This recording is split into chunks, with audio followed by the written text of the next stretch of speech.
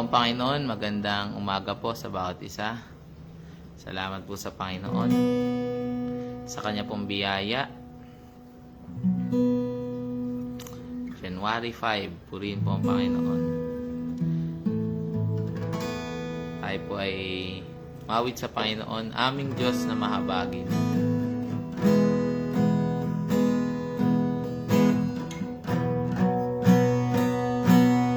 Aming Diyos na mahabagin, inalimutan aking nakaraan. Di man karapat dapat pagtiwalaan. Salamat at ginamit sa Kanyang kaharian. Walang katulad ang Panginoon, walang papantay sa Kanya. Wala na akong mahiling pa, siyang kasapatan, dulot niya ay ligaya. Aming Diyos na mahabagin, kinalimutan aking nakaraan. Hallelujah. Di man karapat dapat pagtiwalaan.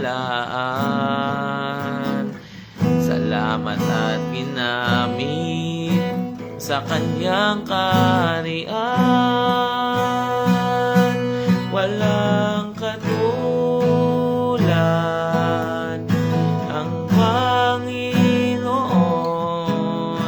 walang papantay sa Kanya. Wala na akong mahiling pa, siyang kasapatan, dulot niya ay ligaya. Walang katulad ang Panginoon, walang papantay sa Kanya. Wala na akong mahiling pa, siyang kasapatan, dulot niya ay ligaya. Wala na akong mahiling pa, siyang kasapatan, dulot niya ay ligaya. Hallelujah. Salamat po, Panginoon. Di man po karapat dapat ay tinanggap po ninyo. Di man po karapat dapat ginamit po ninyo. Salamat po sa inyo, Panginoon. Hallelujah. Purihin po kayo, Panginoon. Tulungan niyo po kami at samahan sa pag-aaral namin ng inyong mga salita. Holy Spirit, kayo pong kumilos at gumawa. Salamat po, ito po aming dalangin sa pangalan ni Jesus. Amen. Praise God. Purihin ang Panginoon.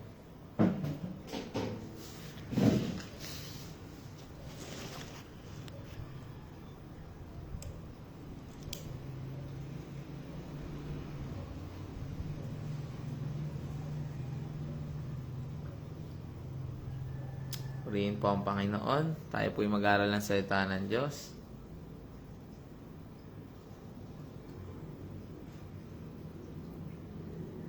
Sa Mateo chapter 15.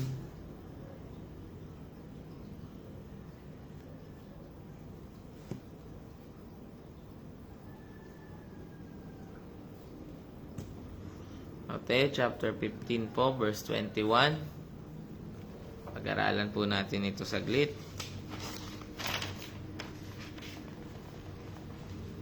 The Canaanite woman. 21 po hanggang sa mga sumusunod na verses hanggang 28. Sabi po dito sa 21, umalis si Jesus mula roon at pumunta sa lugar na malapit sa Tyre and Sidon. May isang Kananeya na naninirahan doon. Lumapit siya kay Jesus at nagmamakaawa. Sinabi niya, Panginoon, anak ni David, maawa kayo sa akin. Ang anak kong babae ay sinasaniban at lubhang pinahihirapan ng masamang espiritu. A Canaanite woman who believes that Jesus Christ is the Messiah. Again, makakita tayo ulit ng isang hintil na sumasampalataya sa ating pong Panginoong Hesus. At dito, sabi niya, maawa po kayo. Lumapit siya kay Jesus at nagmamakaawa, maawa po kayo sa akin. No? Yung isang ina na nahahabag sa kalagayan ng kanyang anak. No? Nakikita nung nanay na possessed, oppressed ng masamang espiritu. Marahil nagwawala yung kanyang anak, hindi nakakapag-aral, hindi nakakagawa ng maayos sa kanyang buhay. At naaawa yung nanay kasi hindi nila mapaalis yung masama espiritu dun sa katawan nung bata. Hindi maging malaya yung bata. At marahil tayo din, ating mga magulang, nakikita po ninyo na yung inyo po mga anak ay malayo sa Panginoon at makamundo. Marahil may ginagawang kasalanan o mga bisyo at nababother tayo. No? Hindi lumalapit yung anak, hindi naman makakalapit yung may masamang espiritu sa Panginoon eh.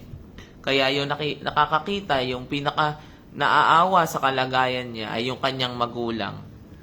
Lumalapit sa Panginoon, inilalapit niya sa Panginoon yung issue ng kanya pong anak. That her daughter's deliverance depends on Jesus' anointing. Naniniwala siya na hawak ni Jesus yung paglaya ng kanyang anak. Na nung nabalita niya dumadaan ng Panginoon, nandito sa bahay natin, ayan na siya. Naniniwala ko, ito na yung anak ni David na tinutukoy. Na nagsasabi, the Spirit of the Lord is upon me, that I may declare deliverance, that those captives are free. Naniniwala siya sa salita ng Panginoon. The prophecy that Jesus carry. At sunod natin, sabi dito, pero hindi sumagot si Jesus. Tahimik lang ang Panginoon po. Ang Panginoon, tahimik lang. Yung mga alagad niya, maingay din. Nagsalita. Kaya lumapit sa kanya mga tagasunod niya at sinabi, nakatingin siguro sila sa Panginoon. Ba't sila nakatingin sa Panginoon? Sabi niya diyan po, paalisin niyo na po yung babaeng yan dahil sunod siya ng sunod sa atin. At nag-iingay. Sinabi ni Jesus sa babae, sinugo ako para lang sa mga Israelita na parang mga tupang naliligaw. Sa earlier chapters kasi po, sa Matthew chapter 10, binabanggit doon po na nung pinahayo sila ng Panginoon, hindi sila pinapunta sa ibang lahi. Sabi po dyan, chapter 10 verse 5, sinugo ni Jesus ang 12 tagasunod niya at pinagbilinan, huwag kayong pumunta sa lugar ng mga hindi Hudyo o sa alinmang bayan ng mga Samaritano. Sa halip punta ninyo ang mga Israelita na parang mga nawawalang tupa. Sabi ng mga alagad, Lord, paalisin nyo na po yan. At Paul also revealed to us sa Romans chapter 1 verse 16, sabi doon, I am not ashamed of the gospel, for it is the power of God that brings salvation unto men, first for the Jews, then for the Gentiles. That yung grace is yung priority ng grace ng salvation talaga ay yung mga pinangakuang Hudyo. Kaya noong time po na ito, ang Panginoon ay nagsalita. Pero diyan, makikita natin na desperate yung babae, yung nanay. No? Meron siyang persistence, sabi. Kagaya ni Jacob. Nung hawak ni Jacob, yung anghel ng Panginoon, sabi niya, hindi po kita bibitawan hanggat hindi niyo po ako pinagpapala. Sabi niya, sabi nung anghel ng Panginoon, sabi ng Panginoon, bitaw mo na ako. Mag-uumaga na, alis na ako. Sabi niya, hindi po papayag hanggat pagpalain niyo po muna ako. Parang gusto sabihin na, baguhin niyo po yung buhay ko. Gusto ko pong na pagbabago sa buhay ko. Bigyan niyo po ako ng blessing. Sabi nung anghel, anong pangalan mo? Jacob po. Ang ibig sabihin ay Mandaraya. Sabi ng Panginoon, o sige, simula ngayon, prinsipe ka na ng Diyos. You will be called Israel. Natanggap niya yung blessing kasi hindi niya binitawan ng Panginoon. Marahil, alam din nun nung Canaanite woman. Marahil, alam niya rin. Hindi pa panahon ng Panginoon pumunta doon sa mga Gentiles. Pero, Lord, panahon nyo nang dumaan dito po, Panginoon, ibigay nyo na po sa akin yung kailangan ko pong kagalingan ng aking anak. Verse 25, pero lumapit pa ang babae kay Jesus. Ayan na, lalo pang lumapit. At lumuhod. Naku, yung paglapit at pagluhod. Yung paglapit ng may pagpapakumbaba. Yan na, unti-unting lalambot na ang puso ng Panginoon dito. At pananalangin na, saying, Lord, help me. Sa English nakalagay po, Lord, help me. Sabi dito, lumod siya sa harap niya at sinabi, Panginoon, tulungan niyo po ako. Simple lang. Napaglapit po sa ating Panginoon. Lord, tulungan niyo po ako. Pagpapahayag ng paghingi ng tulong. Pero tingnan niyo po ang sagot na ating Panginoong Jesus. Gumamit ang Panginoon ng paggalin tulad ng analogy. Sabi dito, sinagot siya ni Jesus sa pamamagitan ng isang kasabihan, hindi tamang kunin ang pagkain sa mga anak at ihagis sa mga aso. Tinawag ng Panginoon. Inialin tulad ng Panginoon yung mga anak, Israelita. At yung mga hintil, katulad natin, mga aso, marurumi.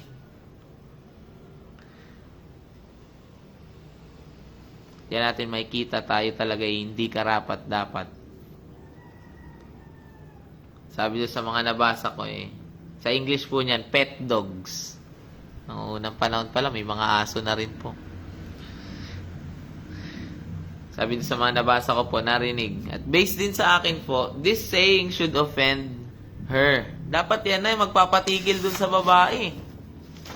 Pero hindi panahon po, Panginoon, para ma-offend ako sa sinabi ninyo. She did not stop. Tinanggap niya yung analogy. At dinugtungan niya ito.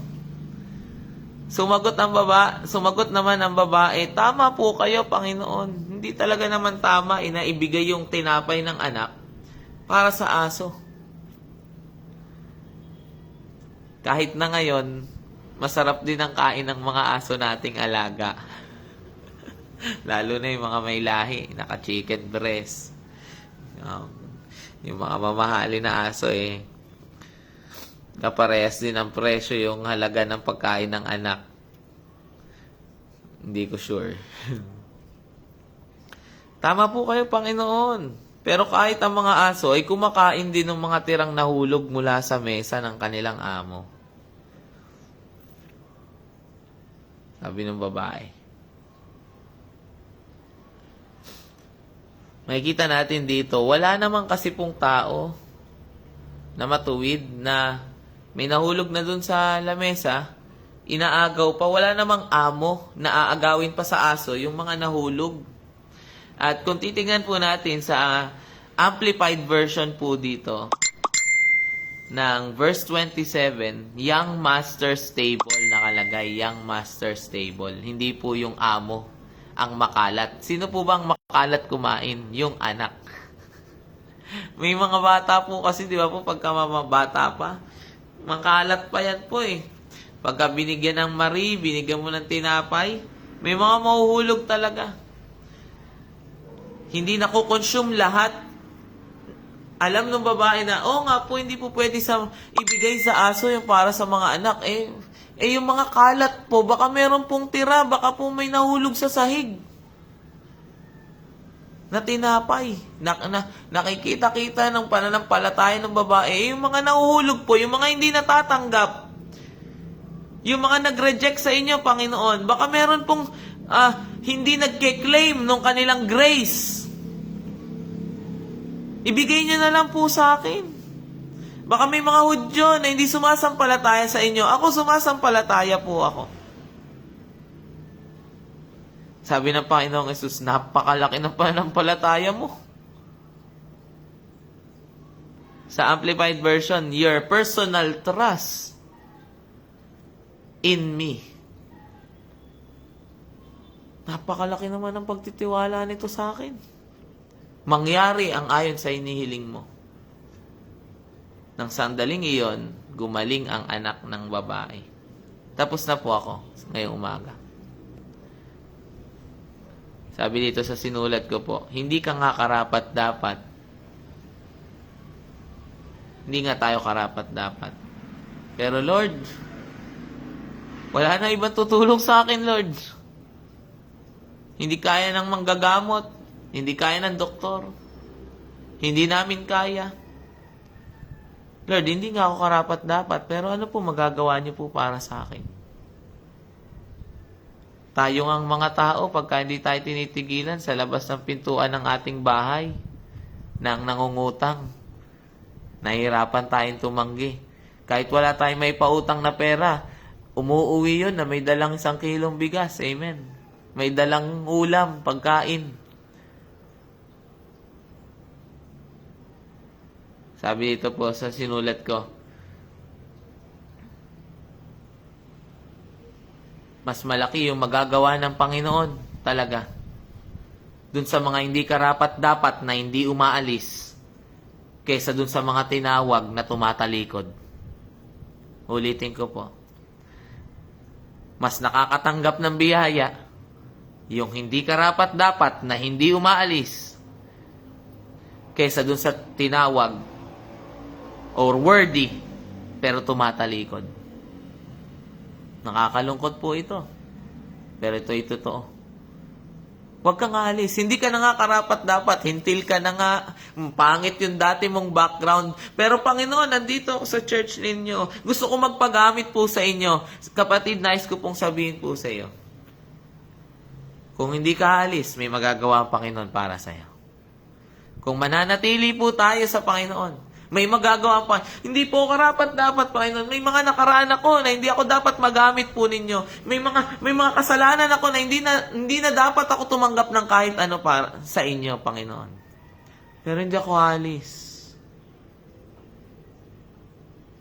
Ikaw lang makakatulong sa akin, Lord. May matatanggap. Kaya nga tayo po, kahit pagka tayo nagkakamali, nagkakasala sa Panginoon. Sabi ng kaaway, hindi ka karapat dapat. Tanggapin mo. Aso ka. Baboy ka. Baboy ka. Sabi ng kaaway, hindi ka karapat dapat. Marumi ka. May ginagawa ka mali. Oo, pero pagka umalis pa ako sa Panginoon, ano na, pag-asa ko. Hindi na ako karapat dapat. Pero pagka umalis pa ako, tumalikod daw sa akin pananampalataya. Satanas, ano pa ang pag-asa ko? Si Jesus lang. May mga gawa ng kaway sa buhay ko. Pagka umalis pa ako sa Panginoon. Pero intindihin po natin na noong time po na ito, hindi siya tinataboy ng Panginoon dahil hindi naawa ang Diyos sa Kanya. Hindi pa panahon ng mga hentil na lumapit sa Panginoon. Hindi pa panahon. Pero wala talagang pinipiling panahon ang Panginoon. Malambot ang kanyang, the sacrifices that God needs is a humble spirit. Hindi kayang tanggihan ng Panginoon yung mapagpakumbabang puso, yung nagmamakaawa sa Kanya. Naku, pagka lumuhod na, hindi kaya ng Panginoon ibangon mo muli. Sabi nga ng Salmo po, He is the lifter up of my head. Pagka lumalapit ka sa Panginoon ng nakayuko, hindi ka aalis doon. Hindi ka tatalikuran ng Panginoon. Ibabangon ka ng Diyos. Nandiyan si Ate Malu. Pagka lumalapit ka sa Panginoon, Malu, tumayo ka. Sasabihin sa atin, Limuel, bumangon ka, may pag-asa ka sa akin. Pagka lumalapit ka sa Panginoon, down na down ka. Itatayo ka ulit ng Panginoon at sasabihin, huwag kang mag-alala, may pag-asa. Hindi ka nagkamali ng nilapitan. Amen. Amen. Salamat sa Panginoon sa kanyang mga salita. The lifter up of my head. For thou, O Lord, sige nga po, basahin nga po natin yung Salmo chapter 3. Ano tayo mag-iwalay po? Hindi ko na ito nasinulat. Tingnan niyo po sabi dito. Panginoon, kay dami kong kaaway, ang daming kumakalaban sa akin. At ito sabi ng mga kaaway, verse 2. Sinasabi nilang, hindi nyo raw ako ililigtas.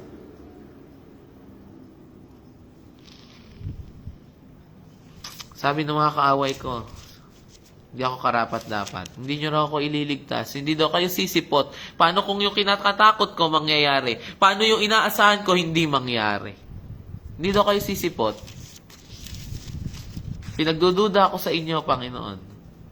Sabi dito sa verse 2, sinasabi nilang hindi nyo raw ako ililigtas. Pero sabi sa verse 3, ngunit kayo ang kalasag.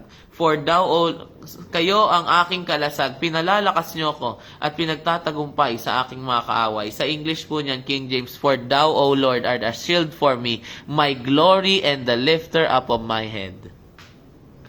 Pero kayo, Panginoon, kayo ang aking kalasag, my glory and the lifter up of my head. Binibigyan niyo ako ng tagumpay. Amen. Tumawag ako sa inyo, Panginoon, at sinagot niyo ako mula sa inyong banal na bundok. At dahil iniingatan niyo ako, nakakatulog ako at nagigising pa. Hindi ako matatakot kahit ilang libo pang kaaway ang nakapaligid sa akin. Purihin ang Panginoon. Awitan natin ang Panginoon. Di man karapat dapat, sabi ng awit. Aming Diyos na mabagin, pinalimutan aking nakaraan. Di man karapat dapat pagtiwalaan. Salamat at inami sa kanyang kariyan. Walang katulad, yes Lord, ang Panginoon. Walang papantay sa Kanya. Wala na akong mahiling pa. Siya ang kasapatan, dulot na ay ligaya. Walang katulad ang Panginoon. Walang papantay sa Kanya. Wala na mong mahiling pa. Siya ang kasapatan, dulot niya ay ligaya.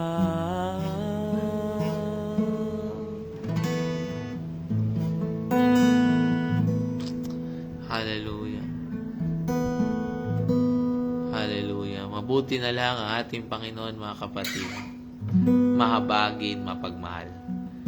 Hindi tayo tumatanggap sa Kanya, hindi dahil sa tayo karapat-dapat o tayo ay nararapat. Tumatanggap ang mga tao sa Panginoon by faith. By faith. Kaya sino man tayo, Huwag tayong mag-atubiling lumapit sa trono ng mawaing Diyos upang matanggap natin ang biyayang kinakailangan natin na tutulong sa ating mga sitwasyon. For He cares for us. For He cares for us. Hallelujah. Panginoon, salamat po sa inyo sa umaga po na ito. Pinalakas niyo po kami, binigyan niyo kami ng patuloy na pananampalataya at ng lakas ng loob. Na hindi nyo kami iiwan, hindi nyo kami kayang talikuran, Panginoon. Lalo na sa mga anak po ninyong humbly walking with you, Panginoon. Mga nagpapakumbabang lumalapit sa inyo, patuloy na naglilingkod sa inyo. Hindi nyo iniiwan, Panginoon, mga anak po ninyo. At ang katapatan po ninyo, kahit pagka mahina kami, Panginoon, patuloy nyo kami inaabot. Salamat po sa umaga po na ito.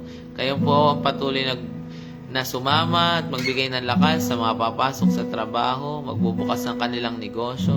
Sa mga bata, Panginoon, dito sa Pilipinas, na pasukan na ulit. Kayo po, Panginoon, mag-iingat po sa kanila mula sa impluensya ng sanlibutan, mula sa gawa ng kaaway. Lord, in the name of Jesus, ang mga anak namin, Panginoon, nilalapit po namin sa inyo, Panginoon. Anak ni David, maawa po kayo sa amin. Nakikita namin yung ay mga anak, mga kapatid, mga pamangkin, mga inaanak, Panginoon. Nakikita namin ang gawa ng kaaway sa aming pamilya o sa aming buhay, sa aming personal na buhay. Maawa po kayo sa amin. Aming Panginoong Jesus, naniniwala po kami na ang paglaya po namin ay nakadepende sa inyo, Panginoon. Nasa sa hawak ninyo ang kalayaan, Panginoon. Hawak ninyo ang buhay. Nasa inyong kapangyarihan, Panginoon, ang kagalingan ng aming pong pamilya, ang kagalingan ng aming mga mahal sa buhay. Nahawak po ninyo, Panginoon. Kayo nga po magkaloob nito, Panginoon, sa araw na ito, in the name of Jesus. Sa mga magulang, Panginoon, sa mga bata, Panginoon. Salamat po sa inyo. Tuloy na yung Panginoon nilalapit ang buong Door Faith Organization, ang pamilya ng Pastor Joseph, mga district supervisors. Kayo po patuloy na kumilos, Panginoon, sa bawat isa sa amin. Na ngayong taon na ito, higit kaming lumapit po sa inyo. Higit, Panginoon, mag-increase, Panginoon, yung level na aming prayer life sa taon na ito. Salamat po sa inyo, Ama. Pinupuri po namin kayo, Panginoon. Pinararangalan namin kayo, Panginoon, sa aming kalagitnaan. Hallelujah. Hallelujah. Ito po aming dalangin sa pangalan ng Panginoong Jesus. Amen. Praise God. Purihin po ang Panginoon. Pagpalain po kayo ng Panginoon. Ingat po. God bless.